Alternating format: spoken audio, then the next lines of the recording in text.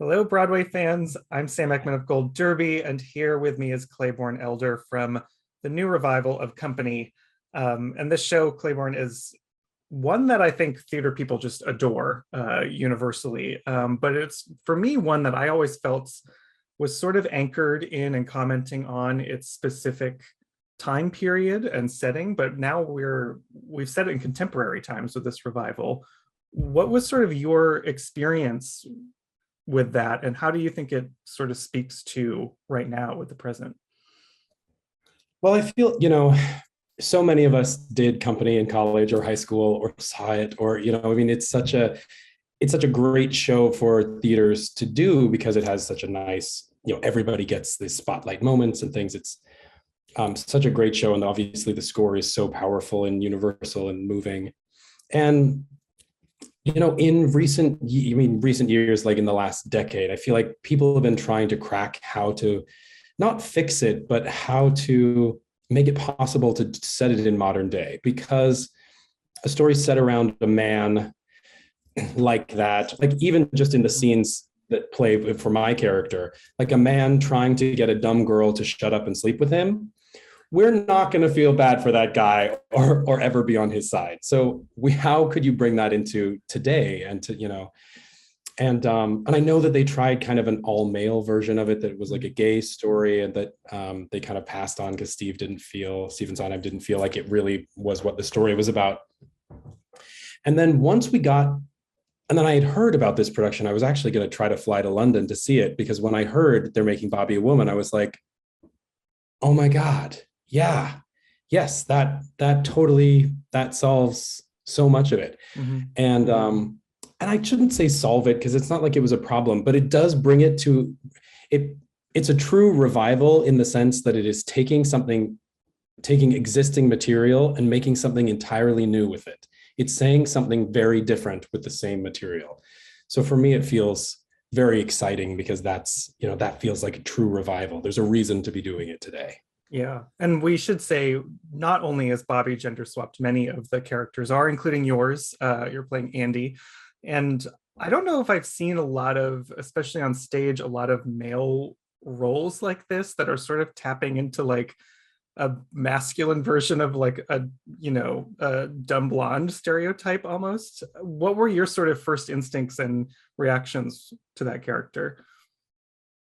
I say that exact same thing to people, that they don't write a lot of men like this. And I wish they would, because it's so fun to play. It's so fun to play. And, it's, as a gay kid, like listening to cast albums when I was little, I'm like singing Dot. I'm singing, like I'm walking around the house. I'm not singing the men's parts. I'm singing the fun parts. And I have to say that like April was one of those parts for me that was like, that is just fun. Or Little Red in Into the Wood, that I'm like, those are the fun ones. They don't write men like that fun. And Andy is that fun.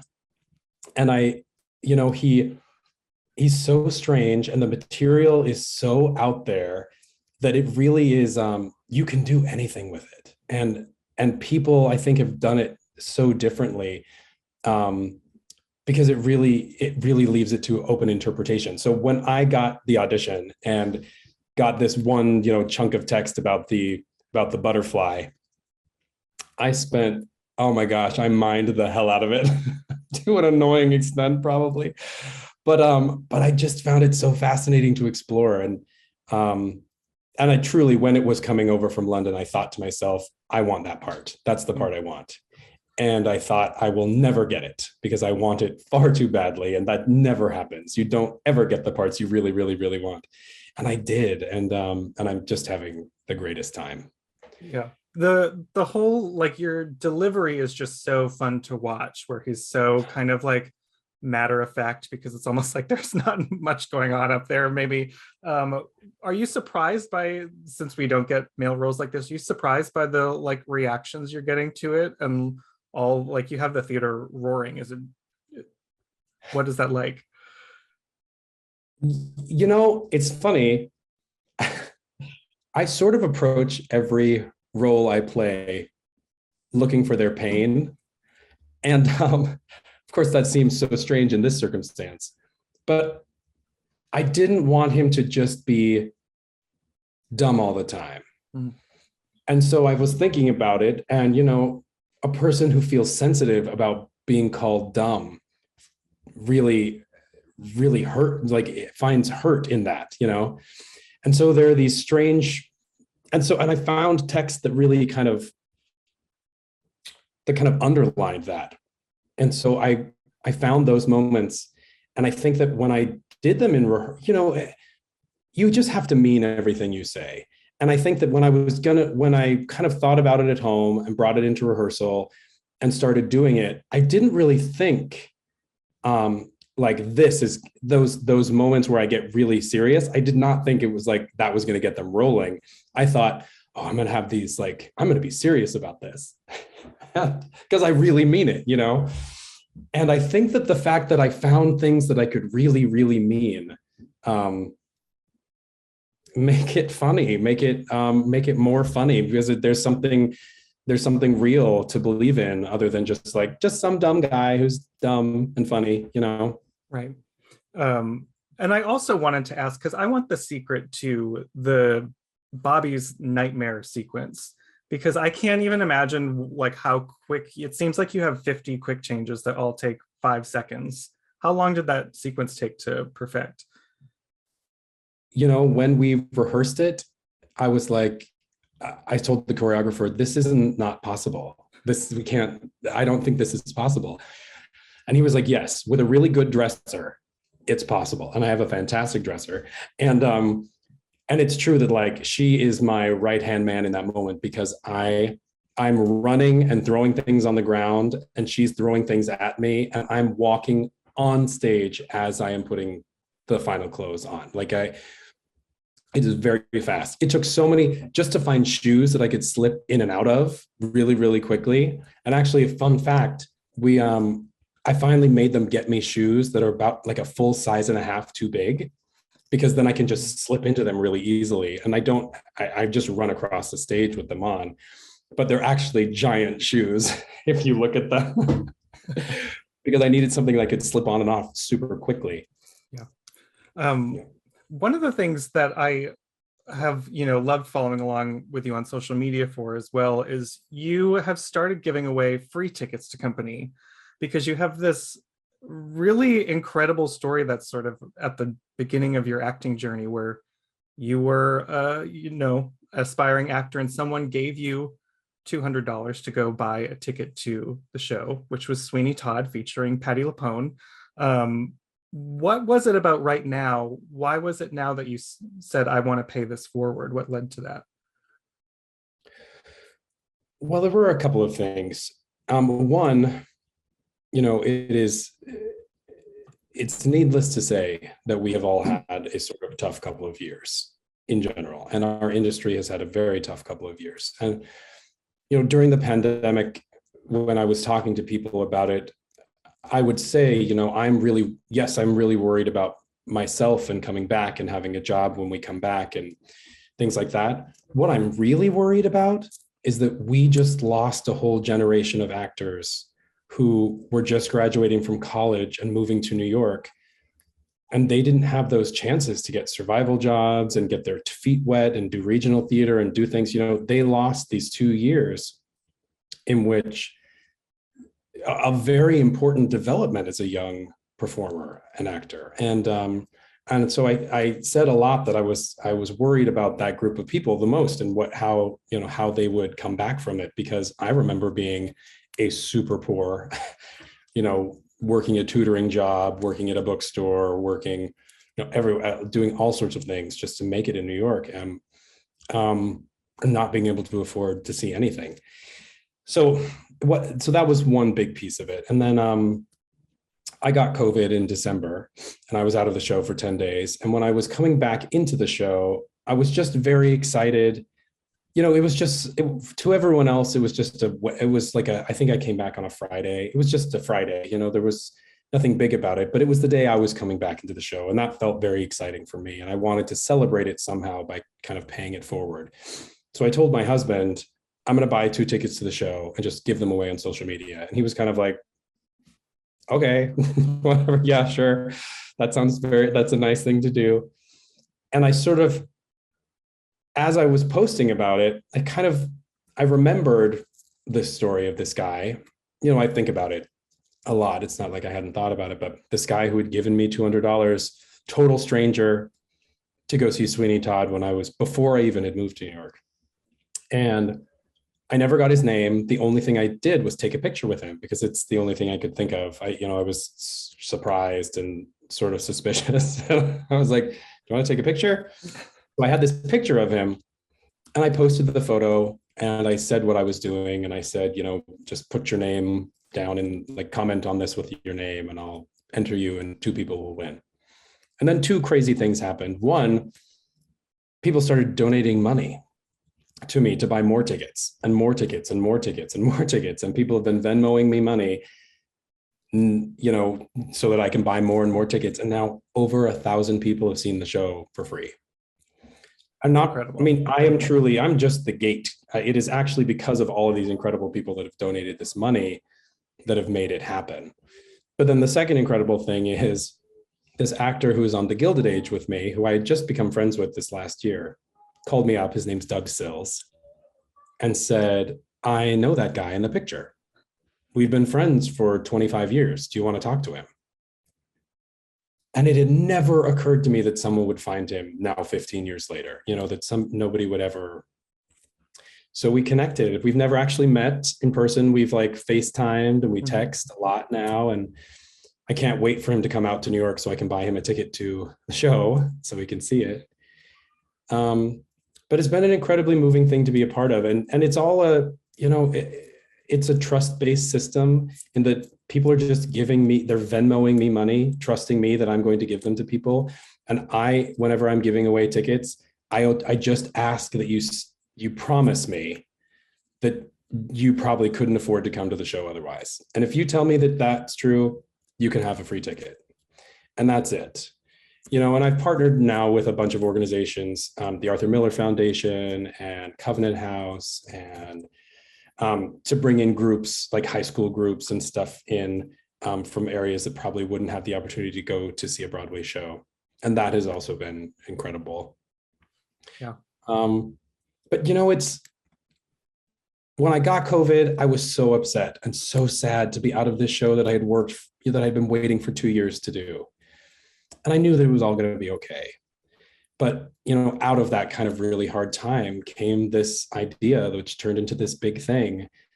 And more than ever, it's just taught me that even when something seems bad or sad or wrong, something beautiful can come out of it. I know that sounds a little cheesy, but it's absolutely the truth. It was hard and this beautiful thing came out of it. I think it's a good reminder of the power of humanity, which we all needed after this year and over a year that we've been through. And thinking back to that first experience when he did give you, just spotted you in the back of the theater and gave you money, you saw the Sweeney Todd revival with Patti LuPone and Michael Cerveris, and now you're on The Gilded Age with which Michael Cerveris is also on, and you're starring in Company alongside Patti LuPone. That has to feel like an absolute, like, pinch me full circle moment. What does that mean for you? There is just no reason I should be in any of these places. I'm just some kid from a mountain town in Utah who had no idea what he was doing growing up, and might have been a little aimless. And so, yes, it is absolutely baffling to me that I'm working with any of these people at all, but also that, this incredibly bizarre thing happened to me that has brought it full circle into my life. And, I've spent most of my career has been working on Stephen Sondheim musicals. The first show I ever was cast in New York I played across from Michael Cerveris, which was directed by John Doyle, who also directed Sweeney Todd.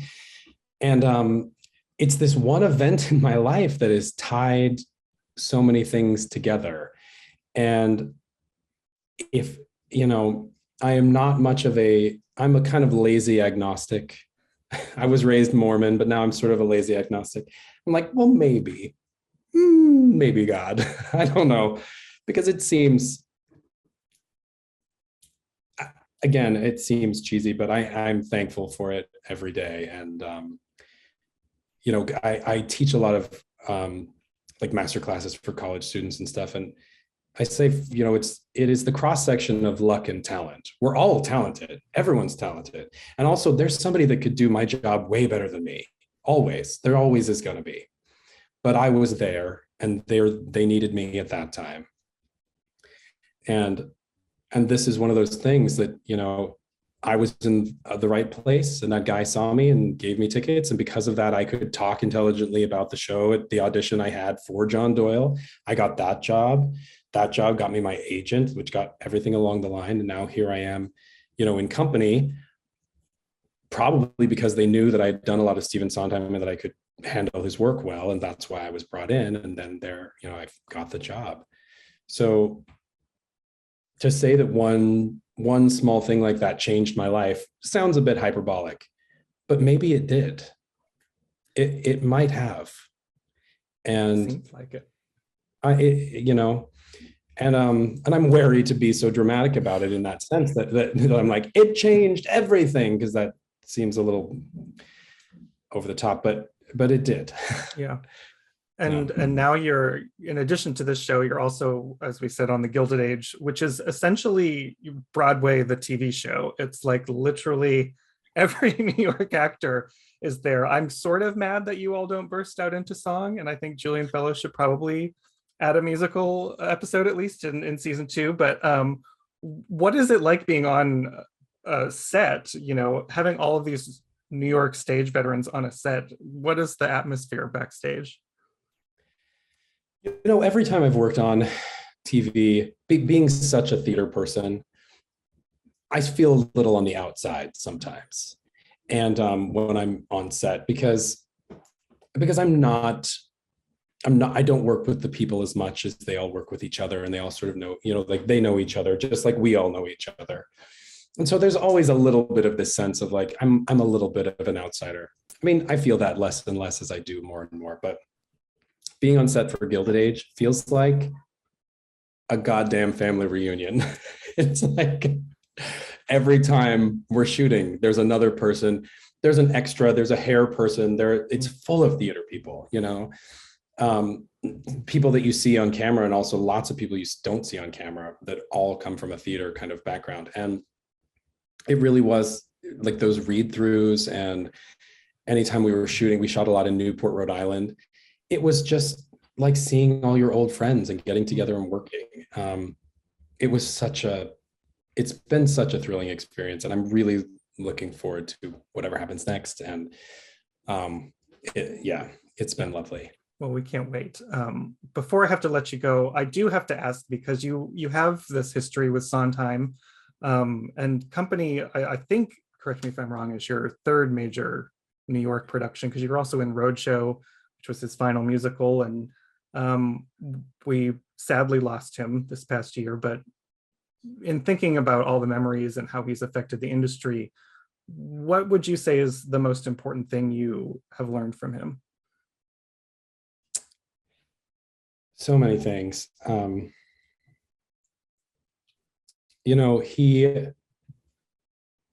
He meant a lot to me. He meant a lot to a lot of people. And I've done 3 of his shows in New York. I did Passion and Sunday in the Park in DC. I did Hollywood. I did Sondheim and Sondheim at the Hollywood Bowl. All of these times thinking about him, he would send me telegrams on my opening nights, which who sends a telegram anymore? But he would send telegrams on opening night. And he just always, even though, like he didn't mentor me closely, like it's not, but he was always a champion of my career. And I remember when I got cast in Roadshow as a kid from Utah off of the open chorus call, there's my dog, I didn't know what I was doing, and I was so nervous all the time, and felt very out of place. And we were recording the cast album for Roadshow. And we recorded everything, we're done. And a couple of weeks later, he sent me a note that said, basically, I'm incredibly proud of your work on the cast album. And if you aren't pleased with yourself, you need to start being more pleased with yourself. And and later having a conversation sort of about those words, he said to me, confidence is everything. Confidence is the thing. And and I learned from him that it's a very gentle confidence that is kind and that is open, but that is strong. And I think I learned to stick up for myself because of him, with myself, Yeah, well, that's a great memory to hold on to. Thank you for sharing. So it's wonderful to talk to you. Fabulous job and company. Everyone who's out there watching, make sure to subscribe to Gold Derby and keep in touch with us throughout this Broadway season. And Claybourne, thank you so much again. Gladly.